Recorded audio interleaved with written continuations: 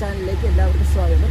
ഞാനും നിങ്ങൾ പരിചയപ്പെടുന്ന എൻ്റെ ഒരു ചെറിയ കൃഷിത്തോട്ടമാണ്. ഒരുപാടൊന്നുമില്ല, എന്നാലും എനിക്ക് ആവശ്യമുള്ള ചെറിയ പച്ചക്കറികളൊക്കെ ഞാൻ തന്നെയാണ് ഇവിടെ കൃഷി ചെയ്തെടുക്കാറുള്ളത്.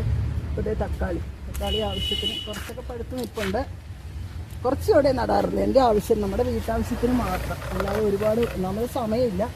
നമുക്ക് നമ്മളുടെ വീട്ടാവശ്യങ്ങൾക്ക് മാത്രമായിട്ടാണ് നമ്മളിത് കൃഷി ചെയ്യുന്നത്.